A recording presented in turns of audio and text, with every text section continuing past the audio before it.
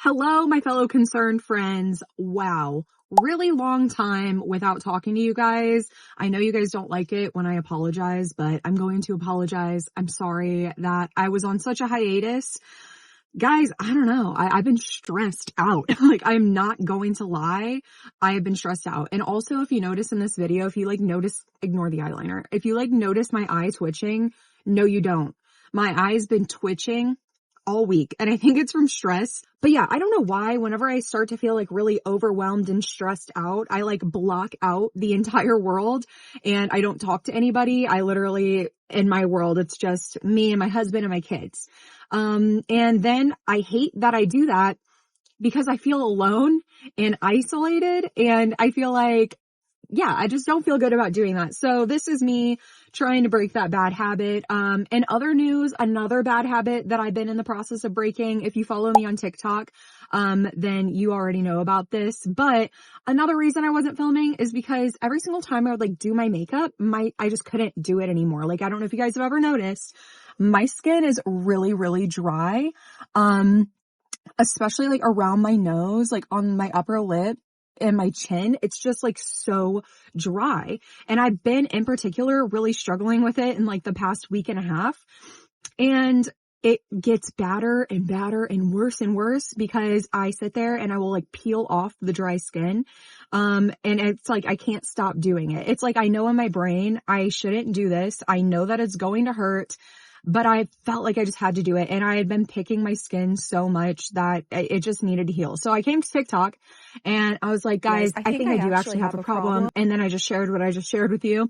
And everybody was so kind to let me know that sounds like dermatillamania. And so after doing more research on it, cause I had heard that word be used, I've heard it in a sentence. I've probably seen videos on it in the past. But I guess it just never registered. And I was like, yeah, that's definitely what this is. So I took everyone's advice. I got a new exfoliator, and the number one thing has been pimple patches. I have been putting pimple patches on all of my dry spots, anywhere where I impulsively will go to absentmindedly pick at. Whenever I have a pimple patch on, it makes it completely smooth. So it tricks my brain and kind of makes me it redirects me. And then if there is a legit underneath of it, the pimple patch, it actually itches. I've trained myself to where instead of scratching at my skin, I'm just kind of poking it. So yeah, thank you guys. Here's to forming better habits, right? I'm trying to better myself as much as I can. And I really, really suck with, social stuff. You know what I mean? So yeah, here we are. So I know I made a post saying that I was going to be talking about the Sabrina Carpenter situation today, and trust and believe I will make a video, going over that and all the aspects of it and everything. And I'm going to be fair. Okay. I am going to be fair.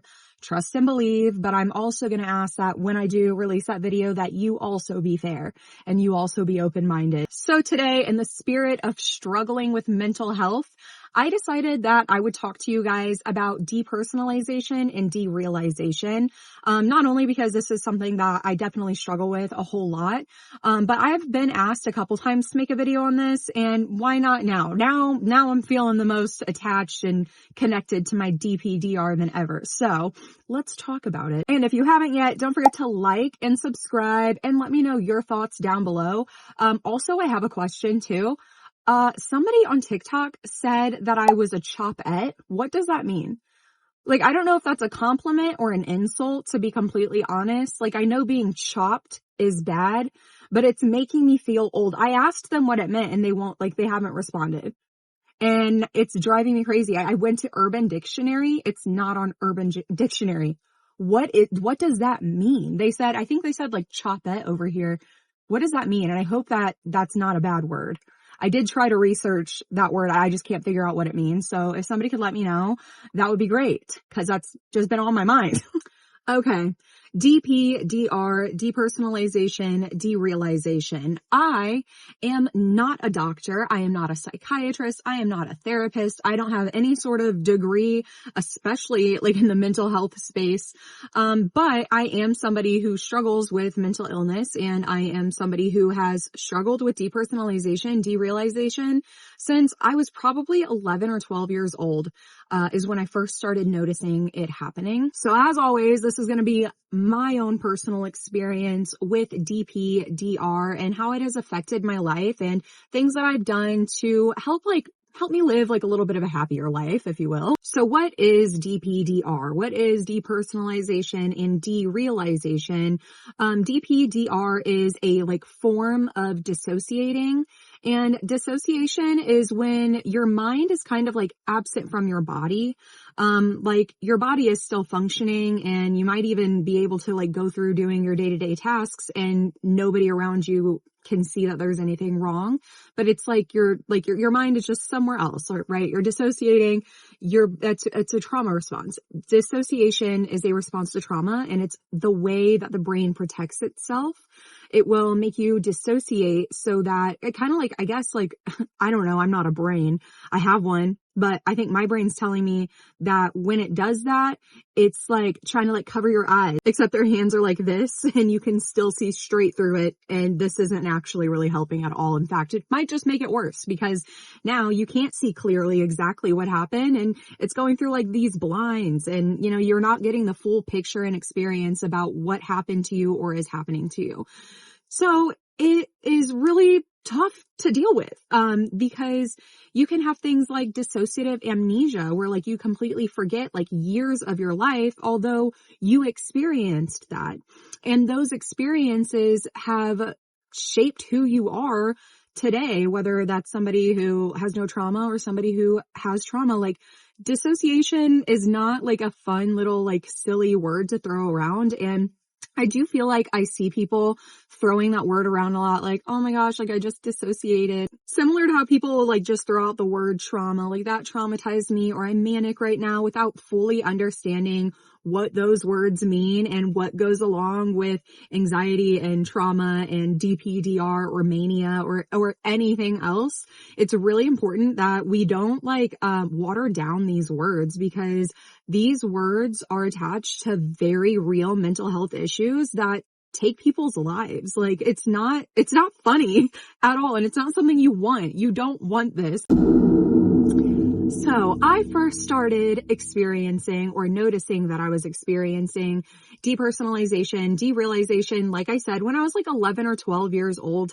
I remember I had been feeling this feeling for a long time, but I didn't think much of it. I kind of just assumed everybody felt that way. And I'm going to talk about how I felt. Don't get me wrong. And it wasn't until I had a phone and I just started Googling, why do I feel my brain is floating, or my body is trapped inside of my own head. Or I feel I remember very specifically, I typed in, why does it feel like I am watching my life behind a glass wall? Oh, hello, kitten. Sorry, I'm just trying to be funny, okay? But as I'm editing this video, I'm realizing that I left out a key component here, and I don't think it's that key. But before I found depersonalization, derealization, one of the top things that came up for me back then was solipsism. And if you know anything about solipsism, you know why I'm making this face. That was terrifying as a 12-year-old. Terrifying. Very glad to find out that it genuinely was just DPDR. Yeah, DPDR, not solipsism. But DPDR can feel like solipsism. And it's scary. And immediately, depersonalization, derealization, immediately. And when I, as a child, was reading these articles and stuff and watching these YouTube videos on it and watching depersonalization, derealization simulators and stuff like that, I was oh my God, not only is this not normal, but I'm not alone. I'm not alone at all. And there's a name for it. I actually had a name for it. So that made understanding myself a whole lot easier. Now, I do find it funny when I look back on this time. I remember like trying to figure out like what makes DPDR happen, like what causes it. And I remember it's just like over and over again, like, oh, trauma, like trauma. And I remember kind of feeling validated in that moment and like kind of almost like wanting to like bring this to my mom and be like, look, I'm struggling with this and this is why. So I'm right and you're actually wrong. But at that period of my life, like I really did not believe that I was being abused. Like it was like I knew it, but also I didn't believe it at the same time. I guess I just didn't want to believe that it was true. And so I still at that point in time didn't accept it. I was kind of like, okay, this doesn't apply to me. Mom is just right when she says that I'm just such a messed up individual. Like in my mind, I'm like, yeah, that makes sense that I just would be born with this because I'm so evil and like literally the worst person on the planet, according to mom. So why not? Yeah, that makes complete and total sense, actually. But I had a name for it now. So the symptoms that I was experiencing, and to this day, I do still experience. Now, thankfully, I don't really struggle with DPDR as bad as I did when I was actively going through the trauma, which, it makes sense. But yeah, these were really scary and dark times. So I'll give a trigger warning now. I don't think anything that I'm going to say is going to be very triggering, but, mental health, it can be hard to talk about and stuff. So trigger warning now. I'm going to talk about it. Like I said, when I went to Dr. Google, I asked it, why do I feel like I'm watching my life behind a glass wall? And that is literally how it felt. It quite literally felt like my brain and my consciousness or my soul or whatever makes Danielle were two completely separate things. And it was like my brain and my body was just like on autopilot. Like whenever you put your car on autopilot and all you have to do is like steer the car, but it like keeps chugging along on its own. That's how it felt. It was like I would steer my body if I knew that there was a task to be done. Like if I'm at home and I knew that I'd like get in trouble if I didn't do the dishes or something like that, I could obviously like tell my body like, yes, go do it. But the actual experience of doing the dishes, I wouldn't remember. I would not remember doing the dishes. I wouldn't remember how I got to places like, and it was so beyond like, oh, why did I walk into this room? It was like, first of all, why did I walk into this room? When did I get in this room? How did I get in this room? But also at the same time, I'm watching it all happen. It was the strangest thing. I remember this one time in particular, I was experiencing DPDR very, very bad.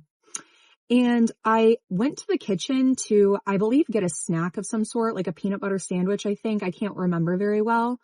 And it was one of those times where it quite literally felt like my head was completely empty and I was just sitting down in a chair in the middle of my head, watching and listening everything through my eyes. But in this time, I wasn't controlling myself at the same time. It was almost like my body was like, I'm hungry. Now I'm just going to go eat. And as I'm watching myself like make this sandwich, I don't know who was in the kitchen with me, but somebody was in the kitchen with me and they said something to me and I can't remember what they said. I genuinely can't. It's not that I'm saying like right now, I can't remember what they said. It's like the conscious part of me never heard them, but my body did and my brain did. And it responded in a way that didn't raise up any like alarm bells for whoever was in the kitchen with me, because after that, I just went back to my room. I don't know who that was. I know it was somebody from my family. I don't know what was said. I don't know what I responded with. It was quite literally just my brain is just on autopilot. Danielle needs to be able to sleep. She needs to be able to go to the bathroom. She needs to be able to eat and drink. And that was like all I could do while I was trapped inside of my head. I would look in the mirror and that wasn't me. That was not me. It was like I knew it was me. The face that I saw staring back at me, it was like I could recognize her, but it wasn't me. And the longer I would stare, the worse it would get. It would even get to the point where sometimes it felt like my face was like morphing. And one of the worst ones is when I would look down at my hands. And not only if you know anything about DPDR, then you know, like, detachment from your body and like feeling like your body isn't yours is very common. But it was like, not only did I feel like I was like playing like a VR point of view game, it felt like a VR point of view game. Cause like, you know, when you guys are playing, like, I don't know actually, because I've played a VR headset like twice in my life. I would love to play it more, but anyway, you know how like whenever you're like looking down or like even just playing a video game in general, it's like, yeah, obviously like these are your arms, but it's like they look like comically long. Does that make sense to anybody else, or is that just me? But I feel like whenever you're in first person in a video game, the arms are just like, it feels like the elbows like are starting like a foot out from the body. Like they're just comically long. So I would like look down and I'm like, what? Like, what the heck? Like, honestly, what in the world even is this? And it was terrifying. I felt like an alien. Like I had been like just implanted into this body and I was just stuck there, and I couldn't tell anybody because what would they say? They would have said, you're lying to get attention, or I'm being over dramatic, or I'm lying to get attention. That's honestly probably what would have been said, is that I was lying for attention. But actually attention is exactly what I needed. I needed attention. So if you're a child and you're always getting in trouble and being dismissed and invalidated because you just want attention, let your parent know that I said kids are supposed to want attention from their parents. Okay, why is that controversial? Like, it was bad for school. It was really bad for school because I would try to pay attention and really retain things in class. But because of everything going on at home, it was like, again, like I'm doing the work, I'm sitting up, my eyes are open, I'm listening, I might have even been taking notes or whatever, but my brain was completely elsewhere. And so I did do really good in school. I don't know how. I don't remember anything that I learned at all. Because when I got to college, which I dropped out of college, and you guys already know that story, but when I got to college, I like struggled, like, and I'm not even talking about like, well, duh, like, yeah, college is hard. No, I mean like, I tested so bad for like history and math and all of that stuff that my college level math class, like my freshman year of college, I was learning how to divide and multiply. I'm so serious. It was like, it was crazy. It was really bad. So I don't even know how I did so good in school.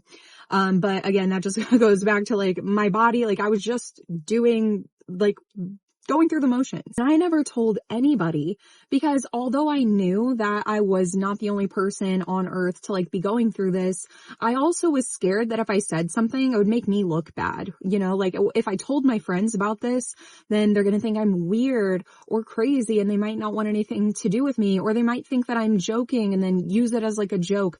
So I was completely quiet about it and just lived in my own world, understanding this part of me without fully understanding this part of me until I was in foster care. And while I was in foster care, after my first home, I was able to move in with my uncle, which didn't last long. He was not prepared to take me in. You know, bless his heart for trying, though. I will give him A for effort right there. You know what I'm saying? But he was taking me to therapy at that point in my life, and I was doing EMDR. And I think it was my very first EMDR session because I only had like 2 or 3 sessions before I stopped going because I moved again, and then just nobody took me to my therapy anymore. So rude now that I look back. Like I really needed that. Why did nobody like make me go to therapy? That's insane. Anyway, but my very first session with this lady, we were just talking. I don't know if that's like normal for EMDR, but we were just like, I guess, establishing things. I don't remember what she was asking me, but I kept looking all around the room and looking all around the room. There's a lamp, there's a picture frame, there's a blanket, there's this, there's that, like all around the room. I couldn't just look at her. And that wasn't because I can't make eye contact. I actually maintain very good eye contact. Like people tell me I make too much eye contact. I don't know, dude. Like, I just like looking at people's eyes while they talk. Well, I don't know. Study your face or something. Notice all the little wrinkles. Like, that's what loving people do, I think. But anyway, I was looking all around the room, everywhere around the room, and she stopped talking, like, abruptly, and put her pen down, and she looked at me, and I looked at her, and she goes, "Are things disappearing?" And I was like, which? Like, how did you know that that was happening? I didn't actually say that. I looked at her, I was like, yeah, yes, they are. And she goes, "Does that happen a lot?" And I'm like, yeah, but only really when I'm like talking to somebody, because that was the truth. Hi, kitten. It's editing Danielle here again. And I just wanted to mention that this is something I didn't talk about while I was filming this, because when I'm filming, I have this issue where it's like, if I don't have notes right in front of me, I forget all of the main points that I want to talk about. And this was a no notes video, by the way. But I didn't talk about the part of being a foster kid where it's like your foster parent will throw all of the good things that they've done for you in your face as soon as you have any disagreements or anything with them. And it puts us in a position where it's like, we literally can't complain. Because it's like, okay, well, yeah, you did take me to the amusement park, or okay, maybe you did do this or you did do that. And it's like, foster kids, goodness, I wish that we had more love. I really do. And then I shared with her some like more of like the details of the issues that I was dealing with. And that's when she told me about depersonalization, derealization, and dissociation. And that's what explained to me, like, that's what your brain's doing. It's protecting you, blah, blah, blah. So it was really cool to kind of have like that full circle moment where it's like, I went to Dr. Google first. Dr. Google told me what it was. I knew for so many years what it was, but I didn't have like that confirmation or that safe person to help me understand it and myself and my trauma and why it's affecting me this way until a couple years later. And I just found that so beautiful. But just because I talked about it and I, like had more confidence in myself and things like that did not mean it went away at all. In fact, in my last foster home, the one that I ran away from, I still struggled with that severely. And I did talk to my foster mom about that, which I really liked my foster mom. Like, honestly, like my story of like running away from my last foster home kind of sucks. There was really no happy ending for me when it comes to families. So it's like, I try not to think back too much on that part of my childhood and in foster care, because it's like, I can never go back and convince somebody to want to love me and take care of me completely like their own child. Like, I don't know if anybody else feels this way, but I just kind of feel like as a foster kid, we are expected to be utterly and completely grateful for everything our foster parents do, whether they do the bare minimum or they do even some extra really nice things. Hi, it's editing Danielle here again, of course. I just wanted to highlight this because I fear that the point might skip over a lot of people's heads, especially possibly offended foster parents or adoptive parents. I just want to say, what I'm saying is not to say that foster parents or adoptive parents are not making sacrifices and doing sacrificial things. What I am saying is that when you use those sacrificial things against a foster child or an adopted child, you didn't do it out of love. You didn't do it out of love. You did it to boost your own ego, to be able to say, pat on my back, I helped a poor kid, and that's wrong. That's wrong. You should not do it like that, at all. Yeah, that's all I have to say.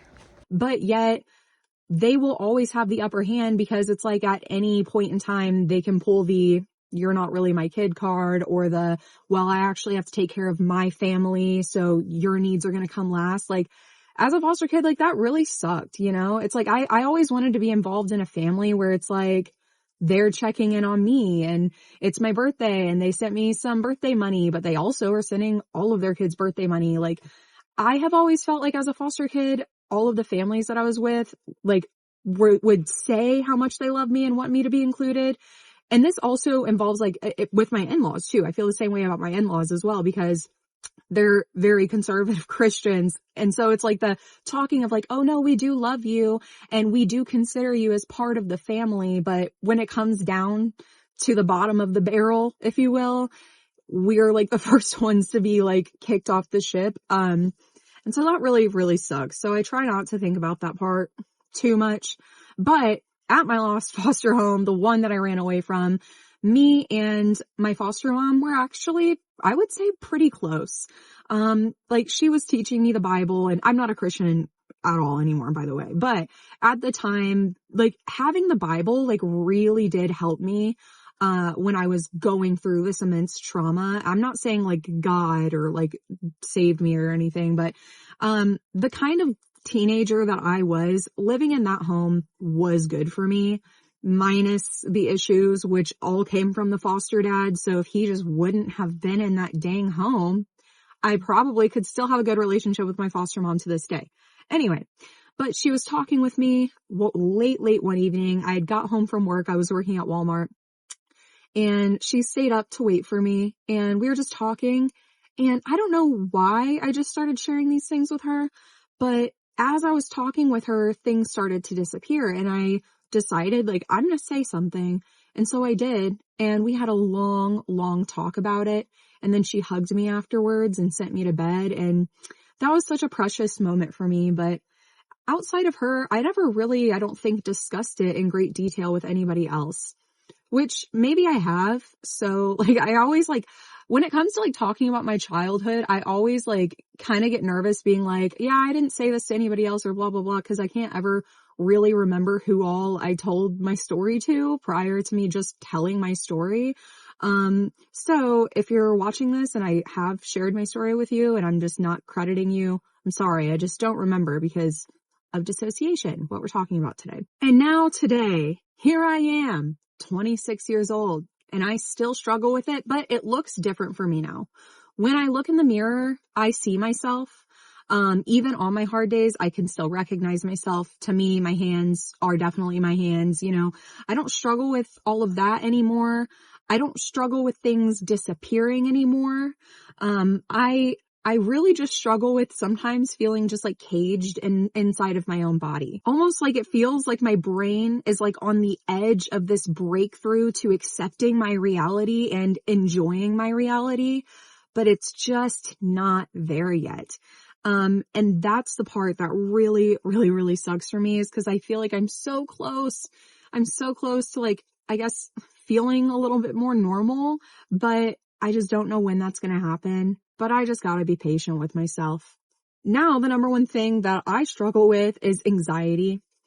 Oh my gosh. I get anxious about everything for no reason, and it drives me crazy because then like I'll recognize that this is unnecessary anxiety, and then I'll get mad at myself, and then it makes my anxiety worse, and it's just like it builds on top of each other until like I just like have to sit down and have a mental breakdown. Isn't that great? I love that. I am also still getting like my medication managed. Like we're testing out different things and stuff. Right now I'm on Sertraline, 125 milligrams. I just started taking 25 extra milligrams, which might actually be part of the reason that I feel so like weird. I'm talking to my psychiatrist about it. I don't know. And then I take Buspar for anxiety. And then I take trazodone for sleep, and then I take prazosin for PTSD nightmares. I'll tell you what though, since medication management, my life has been so much easier. I don't feel like I need my meds, like I have to rely on them. Like I want to at some point in my life, obviously like not have to be on medication. But something that I talked to my therapist with about a lot was like my issues with taking medication, because I just never wanted to be dependent on it, like, and be at a point in my life where I need it, but I can't get it. But the way my therapist explained it to me, it's like, it's just another tool. And if right now, like you are wanting to like grow and heal, but you can't because your symptoms of your trauma are keeping you stuck, then treating the symptoms while you're getting to the root issue is beneficial and it is helpful. And that really changed my perspective on it. And I really do feel like that medication has helped me tremendously with finding new hobbies, being able to manage myself, my home, my kids, everything so much better. But it's just a matter of still trying to figure out what is really working for me and what maybe could be adjusted or taken down or taken up. So yeah, I hate how long it takes to figure that out, but we'll get there. And in the meantime, I have found a love for reading.